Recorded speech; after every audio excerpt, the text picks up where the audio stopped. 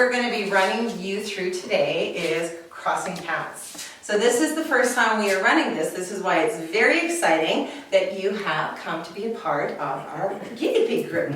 Because I think guinea pig groups are the best because they tell it like it is too. And it's very exciting, but I promise you there will be changes. But in crossing paths, and it's really neat because isn't that like life? We cross paths as humans all the time.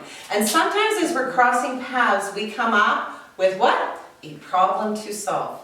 I don't know why, but there's always problems to solve every day we live and breathe, and especially with people.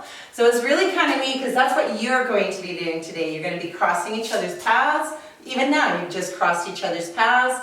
There's going to be a problem that you're going to need to solve, and plan formulation is going to be really key in moving this program forward, okay? The cool thing is too, about we generally when we're solving problems, if we have the opportunity, we can set a plan in place, right? How often does that plan ever go exactly how we think it's going to go? Has that ever happened to anyone? Have you ever watched the windows to your house? Yes, exactly. Rain right after you Yeah, finish. Exactly. Every time I swear to you, it's my fault because I washed my car the day before. Yeah, Exactly. Every time.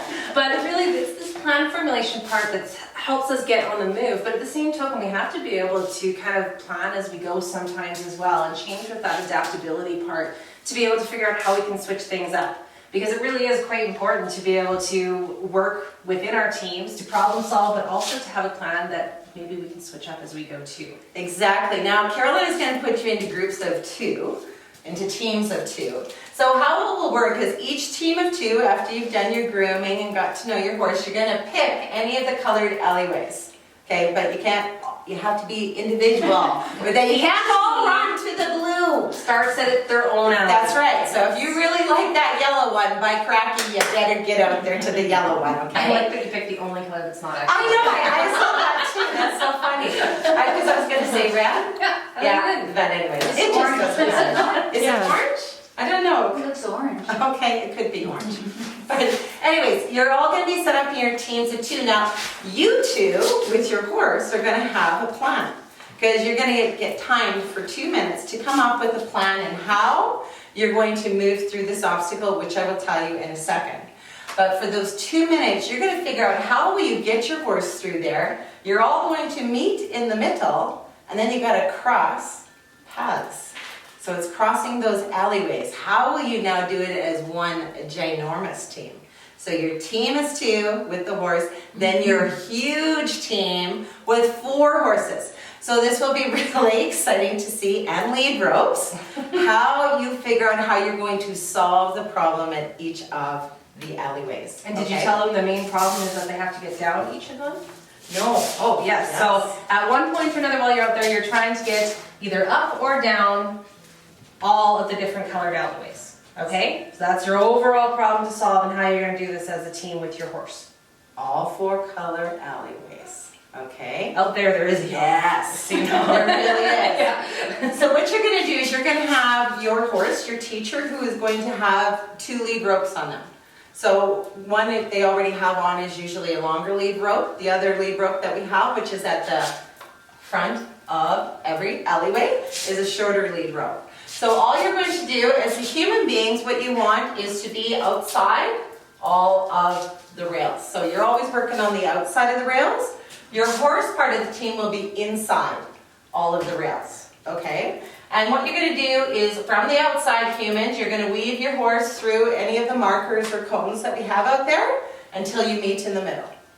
And then that's when you're really going to have to problem solve to figure out how you're going to cross to another path. I'm excited to see what that sound is going to look like. I'm just so excited, it's not even funny. But we're going to give you 3 rules that you have to kind of keep in mind while you're doing this, okay? Because rules are everywhere, right? Everywhere in life we've got a rule. So let's keep it parallel to what we know in life. So the first rule is no 2 hands on a lead rope. So it'll just be 1 hand on a lead rope, okay? So that will be very different for you as well to really figure out how are you going to problem solve. No, doing both. You figure that out. The other one is no lead rope on the ground. Because there'll be some times the horse is going to move. And maybe you aren't ready. And boom! I'm really into boom. Yeah, you're a lot of onomatopoeia then. Yes, the lead rope will hit the ground. The third rule is, very, very listen carefully. Third rule is no one, no human, no horse can move around Or step over. or step over a rail. You will see out there that there are little spaces throughout all of your rails. So you're able to use those spaces to go inside anytime you want to, if that's going to help you cross paths. However, when you step into the open space, you have only 6 steps to get to out back again. out. To get to out back in. Yes. Does Just that make like sense? Outback Steakhouse, but different. Shirley? She goes, This I'm is not well, sure. starting to get a little lost. Yes. Why the last row? Why the last row? With 6 steps. No, anytime, we don't have the right flip chart for this, I just noticed. Mhm. We need our little, Spaces. can you put some black ones on it so they can see? Like right. No? That's okay, no, no. Okay, we're not gonna put black spaces on. I'll be very clear. So you're not asking how the rule works, you're asking why is the rule in place, is that correct? Okay. Yeah, what's it? Yeah, like why? So with that piece, is that gonna cause a plan to happen? If you know that once you get inside here and have to get out again, you only have 6 steps, are you gonna hop in there all willy-nilly, or are you gonna really think about it and have a plan before you go in? Okay.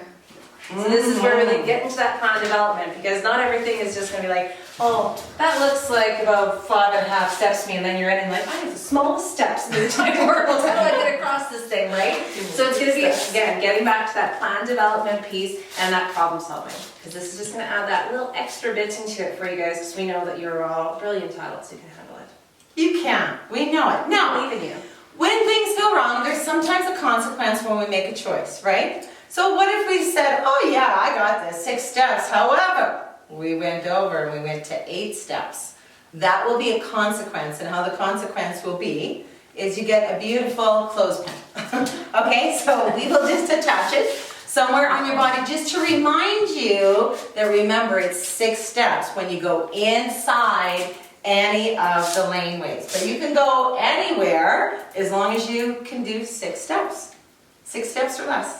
So we're gonna run through the body language out there, and then we'll do a quick little recap so that we don't completely blow your minds on this. Yes. So you have, again, a little refresher, and then you'll be able to actually see it as well, and it'll make a lot more sense as far as how the clarity works in this one too.